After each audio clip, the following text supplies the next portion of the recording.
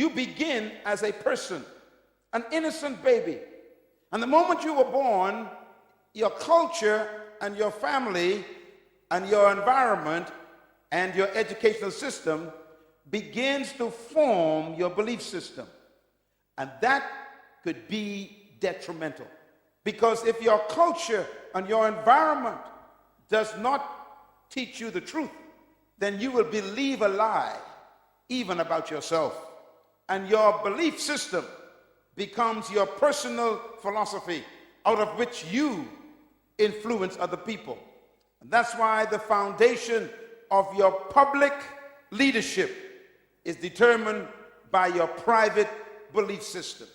And that is why I am teaching you carefully, line by line, to challenge your ideas about yourself.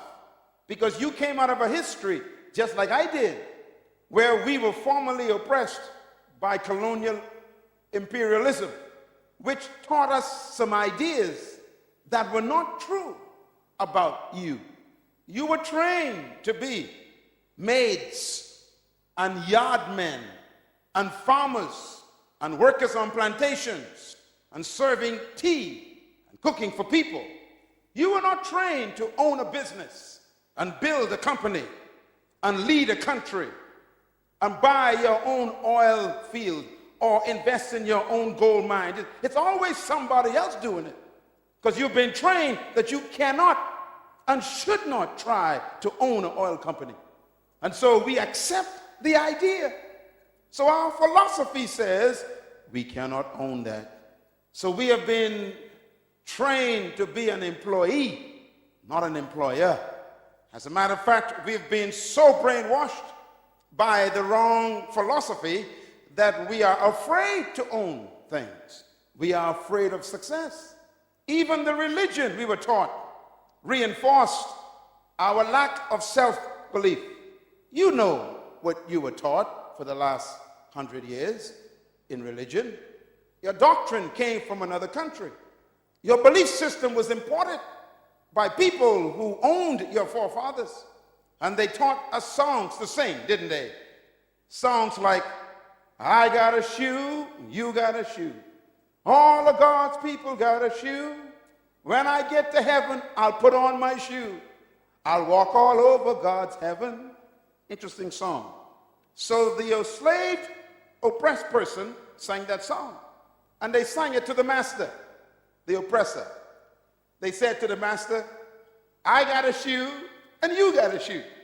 Both of us are God's people. We got shoes. You wear yours now, I'll wear mine in heaven. That's a dumb song. But we sang that in churches and believed it and even had the spirit on it. I got a shoe. That's a dumb song. What you're telling the master is, you prosper now, I'll stay poor now, I'll be rich later. Something's wrong with that philosophy. And so they make us afraid of prosperity. They say things like, you don't want to prosper, you might forget God. So stay poor and you'll stay humble before the Lord. Philosophy. As a man thinks, so he leads.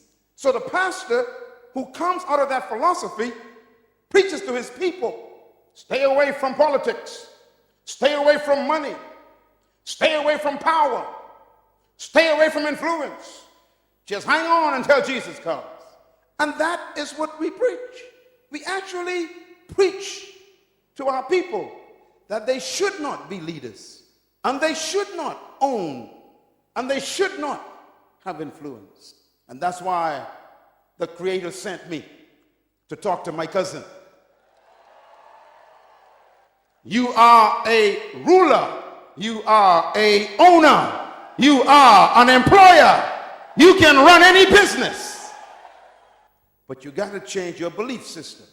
Let me show you a picture of a little boy. See that little boy? I wonder who he is. Can you tell me who he is? No one knows who he is. Just an innocent child. Remember, everybody is born as a person. This little boy came from a family, a broken home. His father abused him. His father was religious, but yet beat him, hurt him. And the little boy grew up with a twisted belief system about God. Let me show you who this little boy really is. That's the little boy.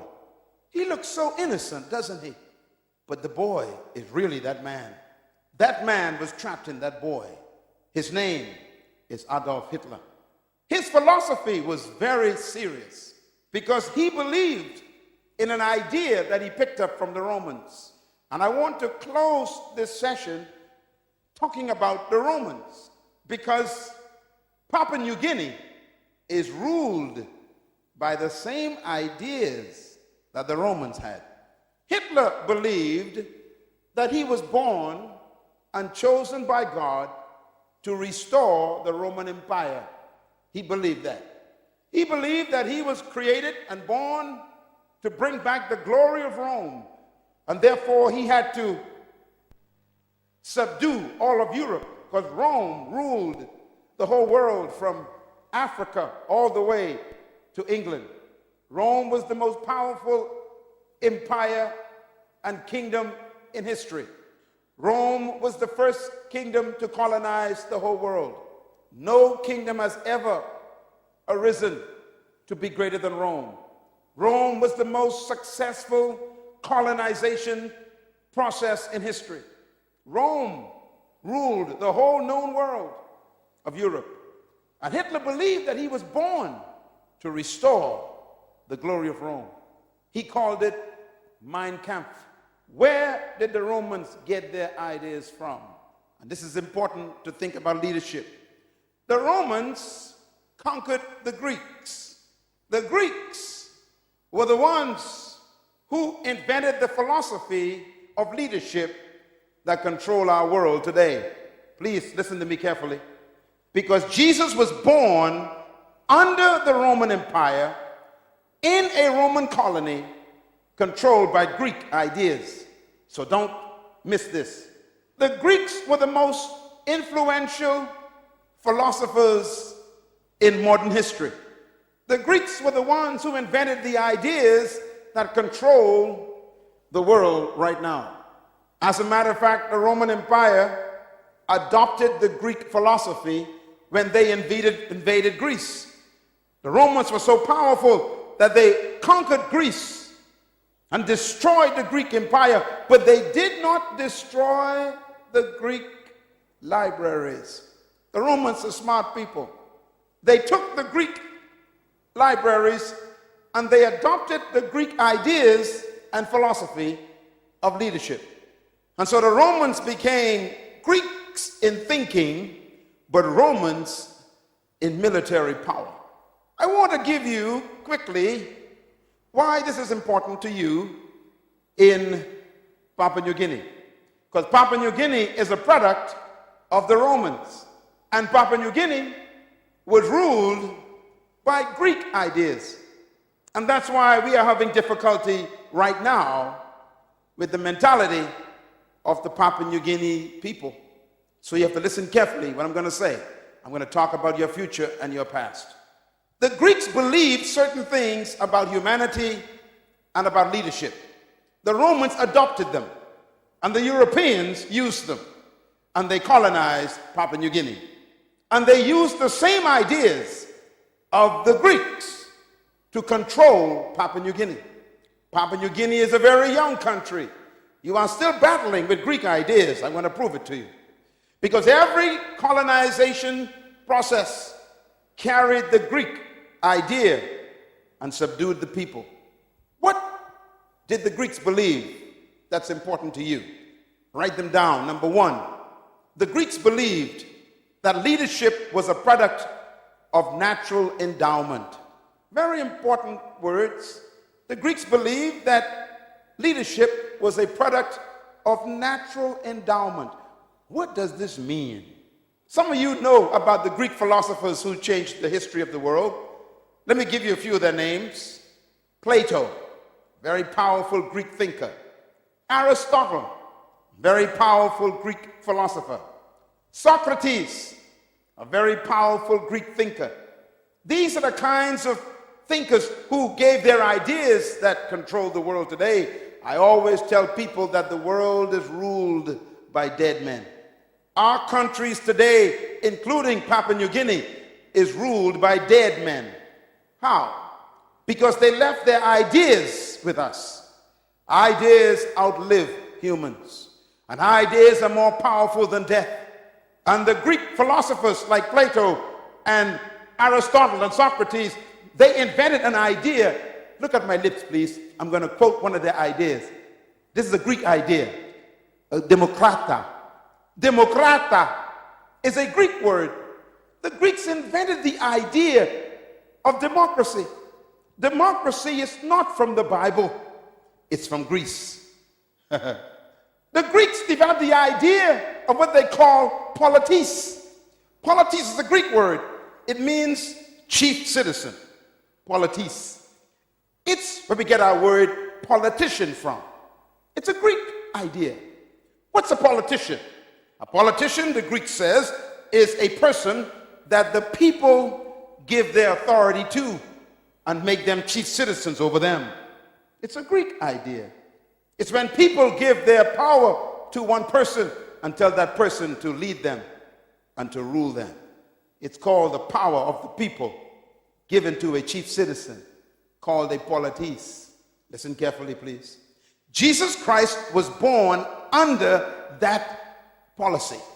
The Romans adopted the idea that leadership was a product of natural endowment. What do they mean by that? The Greeks believed that some people were born naturally endowed with certain distinguishing factors that made them superior to others. For example, listen carefully. The Greeks believed, number two, that leadership is a product of birth traits. Birth traits. What do we mean by that? The Greeks believed that certain people were born naturally endowed to be leaders because they had certain traits that made them superior to other humans. For example, the Greeks believed that if you were born with sharp nose and blonde hair and blue eyes and thin lips, you were automatically a leader. You can read this on the internet if you want to. It's all there. The Greeks believed that if you were born with fair skin, that means if your skin was light, fair, and you had sharp nose and blue eyes, and your hair was yellow or blonde, you were naturally a leader. You were chosen by the gods to be a leader. Now you know if that's true, there's no hope for me. I got a big nose, my eyes are brown, my skin is dark, and my hair ain't blonde.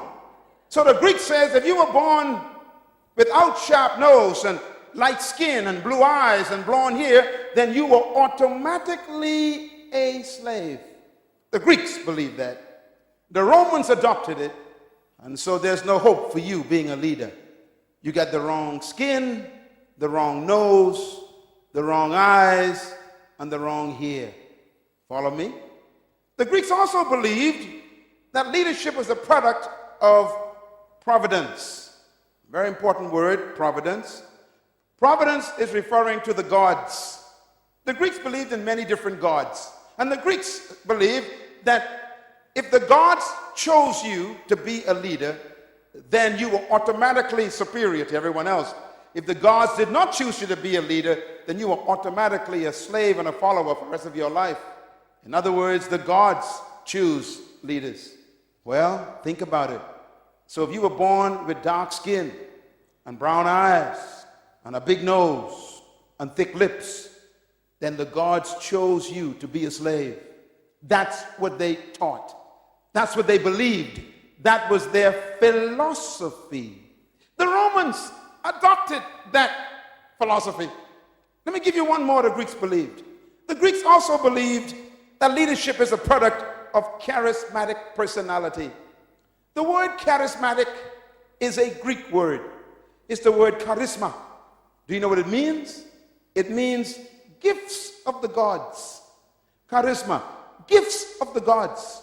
Charisma means the gifts that the God gave a person, which means they were very confident and they were very extroverted and they had a light personality and they were talkative and they were communicative and they had extroverted attitudes. They were exuberant. The Greeks say that was the gifts of the gods. So if you were quiet and timid and not extroverted, then the Greek says you are a slave. And this is why when the Romans conquered the Greeks and adopted this idea, they told the slaves, you must be seen but not heard. And I only supposed to see you when I need you. And you never speak. Leadership ideas. And finally, they believed that leadership was reserved for an elite group of people who were destined to be leaders in the world, and the rest of us were destined to be followers. I'm trying to teach you something that's very serious, because the Romans adopted these ideas and made them their culture. The Romans conquered all of Europe, from Africa to Scotland. They conquered the whole of Europe. And they implemented their ideas. So when they met people who were not like them, who didn't have blonde hair, or light skin, or sharp nose, or blue eyes, then they automatically considered them subhumans. The Romans used the word for themselves. They said, we are superior, chosen by the gods. They called themselves the Aryan race. Now I'm going to give you the most important information today. Here it is. The Roman Empire ruled the entire known world, from Africa to Great Britain. The most powerful kingdom on earth under Caesar. They believed that they were chosen by the gods to rule the world.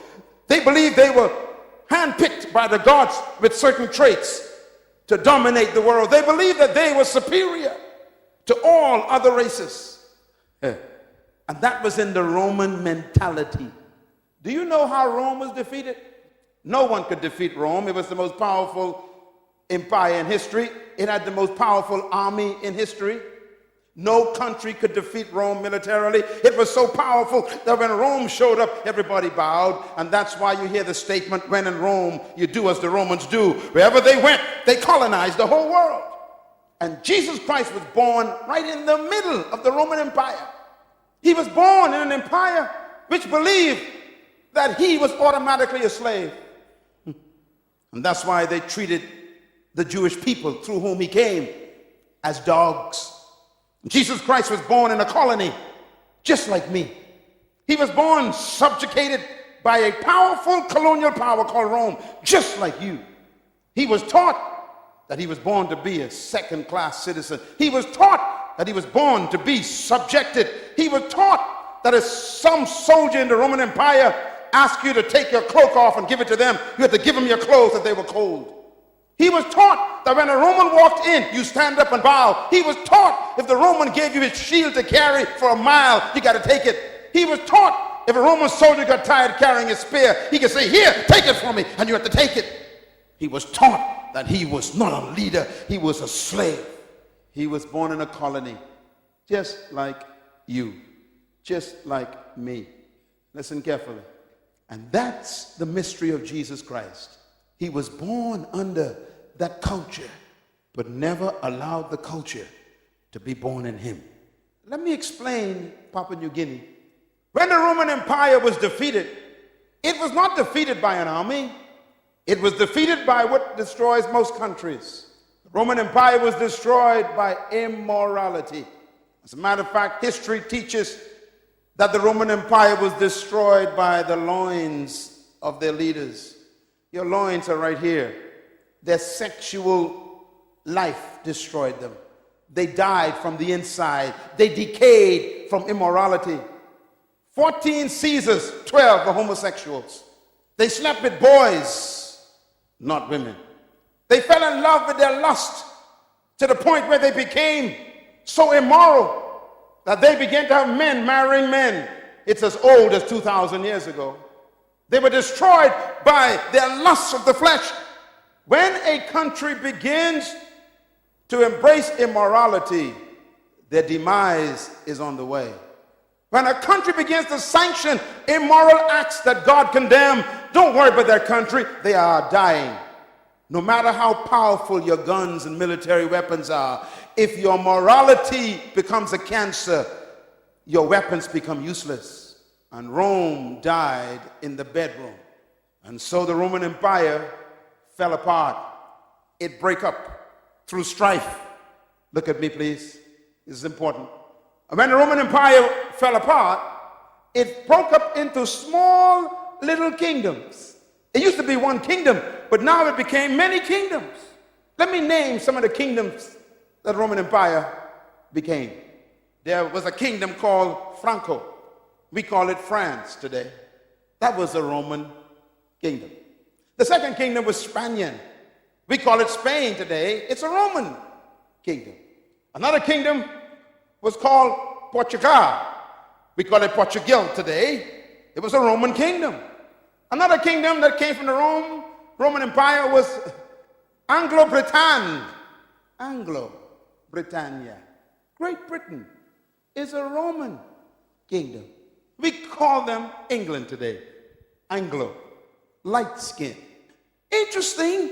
All of these kingdoms have the Roman philosophy. And they decided to expand their kingdoms. And so the French and the Spanish and the Portuguese and the British send their ships out. They are Roman in their minds, Greek in their thinking, and they come to take over territories. So they began to invade islands and continents. They came to the Caribbean. They came to Africa. They came to Central America. They went out to South America. And then they came to the Pacific. And they brought with them their philosophy. What's their philosophy? Greek. What does the Greek teach? They are superior. You are inferior. Your nose is big. Your skin is dark. Your hair is not blonde. And your eyes ain't blue.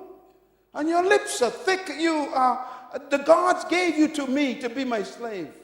So why educate a slave? Why give a slave nice clothes? Why give a slave a property? Why give a slave authority? Why give a slave money? Why give a slave a future?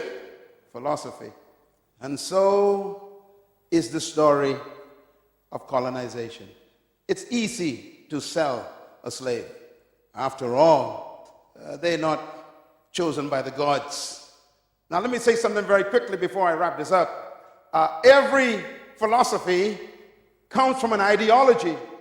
Ideology means ideas. Every ideology needs a theology to justify it. So every time there's a philosophy and an ideology, there must be a theology to give it credibility. And this is why religion was used to even justify the ideology of superiority. Do you know what they taught us when I was a child? They said to me, "You fell out of the sky." We had no idea where we came from. We were taken away from our homeland. We had no history. And we'd ask the white teacher, "Where did we come from?" And they would say, "You fell out of the sky. You have no heritage. You are one of the fallen angels." Theology. They say, "Look, the Bible says that the beasts of the field shall carry water for you. You are the beast that God talked about. You will carry water for me." They would teach this in Sunday school. Philosophy. And here we are now, still on the Democrat. 200 years of conviction that you are not equal to others. 200 years of miseducation that you cannot think sophisticatedly. 200 years of believing that others with certain traits are much more superior and more intelligent and better than you. Philosophy. And so they say, you must be quiet. You cannot speak much. You're not supposed to express your ideas. You keep your thoughts to yourself. Just make tea. You're not supposed to speak up when you see something going wrong. How dare you? You're not smart enough to see what is wrong. Leadership problem. Here's the biggest one. Since you were chosen by the gods to be followers, why waste my time on you, training you to be leaders? So if you study all the colonies in history, including mine, where I'm from, the colonizers never trained leaders. And what's amazing is when they finally abandon and leave you, they expect you to fail. And that's why they leave. They always say, well, of course, there are more of you than us, so we're going to get out of here in case you kill us. But we know you can't lead anyhow, so your country will fail. So they expect you to fail. Well, I don't understand that, because if you didn't train me, how can I succeed? And when you do fail, then they blame you and say, see, I told you, you ain't intelligent enough to succeed. They forget that my failure is proof of their failure. And that's why this leadership training series is important. I have come to correct 200 years of history. You are a leader. You can run this country. You can lead the world. Take a deep breath. Tell your neighbor, I was born to lead. Clap.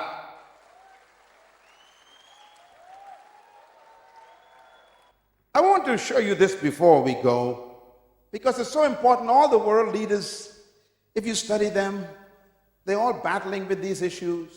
And by the way, in one of my books, I did research on what happens to a people who have been oppressed for over 100 years. And I discovered that they all have the same problems. I used a case study of the children of Israel in Egypt. They were oppressed for 430 years. And when they finally came out of Egypt, they couldn't get Egypt out of them.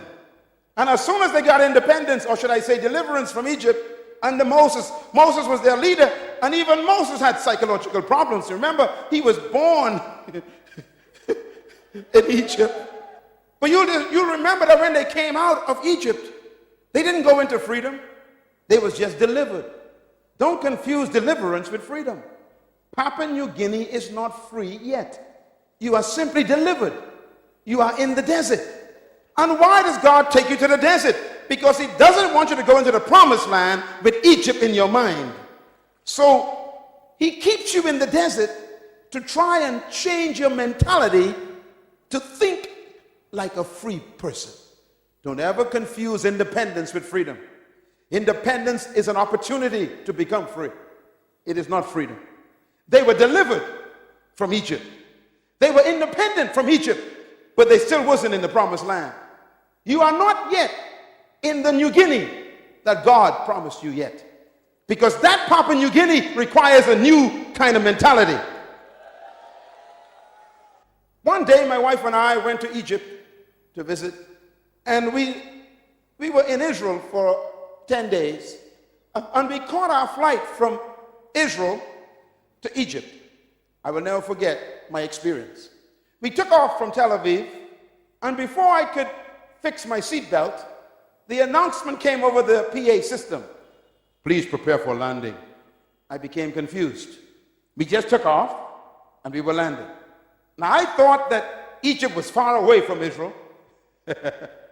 And so I became confused. I said to the flight attendant, I said, excuse me, ma'am, is there a problem? She said, why? I said, why are we landing? She said, we are about to enter Cairo, Egypt. I said, but we just took off from Israel. She said, yes, sir.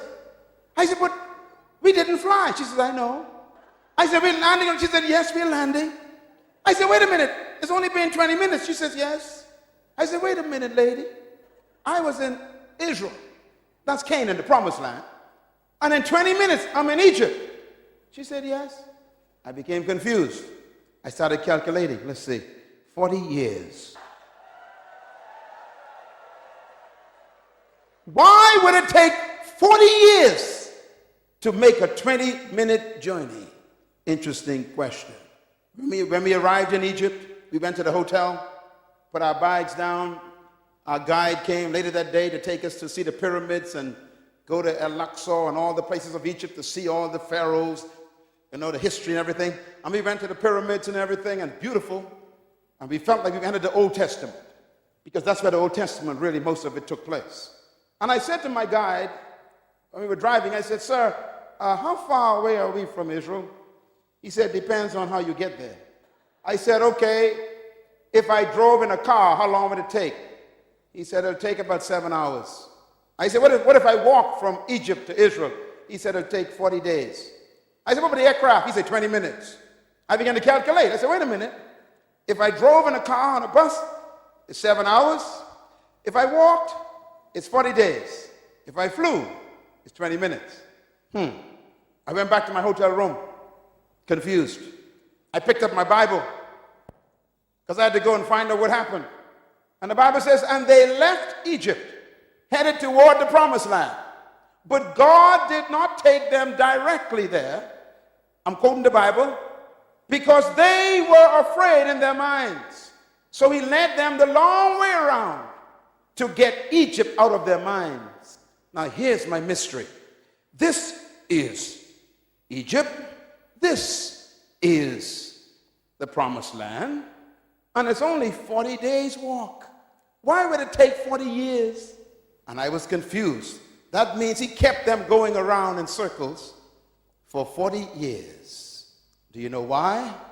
Because they kept telling Moses, we want to go back. At least we knew where onions came from. We knew where garlic, there were pots of food in Egypt. Let's go back to the British way. It's too hard to run your own country. It's too difficult to take responsibility for your own future. Take us back to a place where other people ran our lives. We didn't have to think. Take us back where they provided peanut butter and cheese. And God says, none of you will enter the promised land because you don't want to get rid of the Egypt thinking. So he led them for 30 years. Do you know why? Because 40 years is a generation. That means he kept them going in circles until he got what they were carrying. They were carrying the next generation. Joshua was not born in Egypt. He was born in the wilderness. Caleb was not born in Egypt. He was born in the wilderness. There are some people in this room who cannot make it to the promised land of the new Papua New Guinea. Why? They still want to go back. I'm not talking to you. I'm talking to the one right behind you. And this is why the young generation is the hope of Papua New Guinea. And I say to the older members of this great country, ask God to change your mind. Ask him to deliver you from the scent of oppression. Ask him to give you a miracle, not in your body, but in your mind, because their mind kept them out of the promised land. It's amazing. God healed their body, but never took them to the promised land. He fed them food, but never took them to the promised land. He kept their clothes for 40 years, but never took them to the promised land. In other words, God will preserve you until he gets what you want from you, and then he'll kill you. If you don't want to change your mentality, he'll bury you in the desert. Moses never made it. Not even Moses made it. How close are you to the true Papua New Guinea? Can you see it? You know, 2 hours ago, I was sitting with your prime minister. We spent almost an hour together today. And I asked him a question 3 times. Same question. I said, Mr. Prime Minister, what is your vision for Papua New Guinea? What do you see as the new Papua New Guinea? And he talked about what he saw. He saw a country where everybody was educated, free education. He saw a country where people had good health and welfare. They were taken care of. Diseases were almost non-existent. He saw a country where opportunity for people to own companies and to build businesses and to have share in the investment of their country. He said, I see this. And I told him, then you need to educate.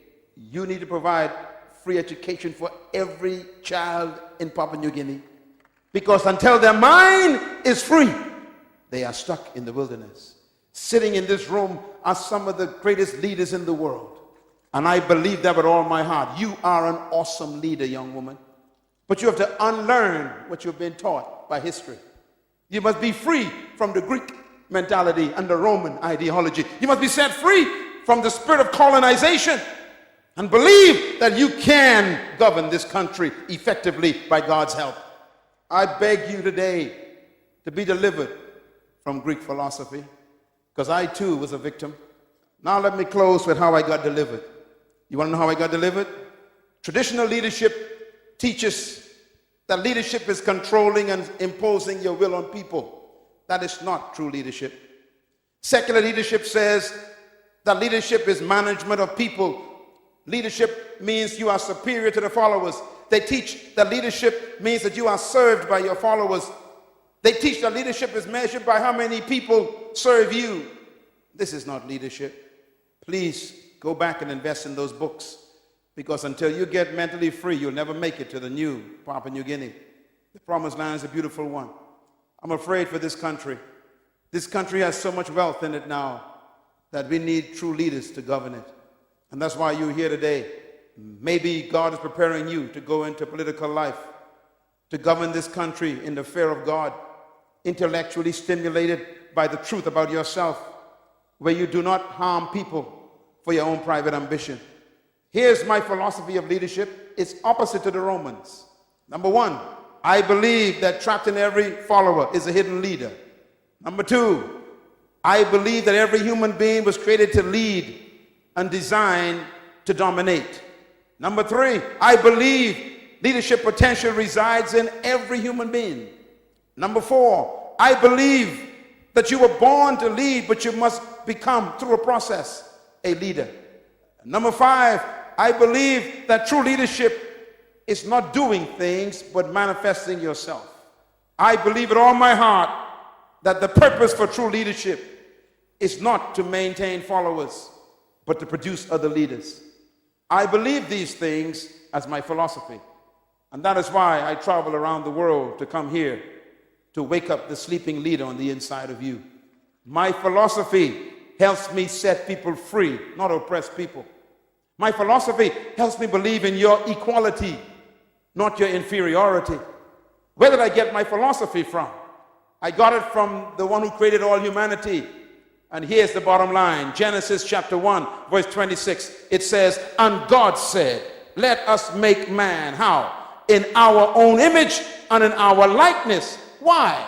To let them have dominion over the fish and the birds and the animals and the trees and over all the earth and all that creeps upon the ground. Why did God create you? To have dominion. He didn't say let some of them have dominion. He said let all of them be dominators. Tell your neighbor, I'm a dominator by creation. Say it loud, I was born to dominate. Shout it loud, I was born to dominate. Tell your neighbor, I'm a dominator by birth. Tell your neighbor, I was designed to dominate. Come on, say it loud, I was born to dominate. God said, let them have dominion over the earth. So the purpose for your creation is dominion.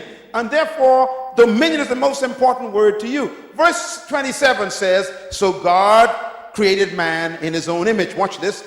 Male and female created he them, and God blessed them and said unto them, have dominion. That means male and female are equal before God, and they are both dominators. Clap your hands anyhow. My wife and I are equal, but different. She's a leader, and I am a leader, but we are different, but we are equal. Male and female created he them. And God blessed them and said unto them, both of them, have dominion. In other words, the word dominion is an important word. It tells you why you were created. I did some research for you. Write it down. The word dominion is the Hebrew word radah, R-A-D-A-H. And here's what it means. It means to govern, to rule, to control, to master, to manage, and to lead. In other words, God gave you birth to have dominion over the earth, to lead. And here's the bottom line. If God created you to have dominion, which means to govern, to rule, to control, to lead, to master, then that means he built into you the ability to do it. God built into the seed the ability to become a tree. But the seed could die as a seed because it's in the wrong environment. For 180 years, some of our countries have been in the wrong environment. We've been fed Greek ideas, and so we can't come forth. And that's why this leadership conference is here, not to make you superior to anyone, to simply make you yourself. You are a leader, a dominator, a ruler, a governor, a master, a controller. Ladies and gentlemen, let me put it this way. He said, let them, which means male and female, every human being is a leader trapped on the inside. And here is the mystery of how it works. When I first met this beautiful lady, when I first saw her rather, Mother Teresa, before she died, what a woman. She was 4 feet 5 inches high. Little lady. She weighed 102 pounds. And she spoke to the United Nations. She was a nun. What made her so powerful? She discovered her gift. She discovered her purpose, her passion. Listen, please. Whatever you were born to be is trapped inside of you. If you notice what God did, God didn't just give you dominion. He specified what you should dominate. He said, have dominion over fish, birds, cattle, plants, and things that crawl on the ground. That means the only things you're supposed to dominate are fish. Check your neighbors, see if they have any fins. Come on, look around. Any fins? Any scales? Birds. Check your neighbor. Any feathers? Any beaks? Look around. Plants. Check your neighbor. Any leaves? Any roots coming out of their shoes? Things that crawl. Check your neighbor. Do they crawl on the ground on all fours? No. Then the only creature on earth that you are not commanded to dominate is another human. And that is why, in order for slavery to work, they must reduce you from being a human. And so they call you subhumans, highly developed monkeys, sophisticated chimpanzees, intelligent gorillas. They just don't want to make you a man, a human. Why? If you're a human, they can't dominate you. So any attempt to control, master, rule, or dominate another human is completely ungodly. That includes even a pastor trying to dominate his members. You are not supposed to control your members. They are not your property. You are not to control and own anyone in your company. And so Jesus was living in a colony ruled by people who oppressed and dominated humans. His disciples, which means students, he was trying to change their thinking, just like we're doing today. And one day they were sitting down just like this, and he heard them talking to each other. And they were arguing, which one of us is the greatest? They must have been from Papua New Guinea. Always want to know who's in charge, fighting over positions. And he said to them, what are you discussing? He heard them, and they were so embarrassed. He said, are you asking who's the greatest among you? And the Bible says he called a little child. He says, come, baby. And he put a child in the middle of them. He said, the greatest among you is like a child. A child never desires power. 2 days later, he was sitting, having a meal, and two of his disciples came to him again, and they said, Mom, go and ask him if both of us could become deputy prime ministers when he become king of his kingdom.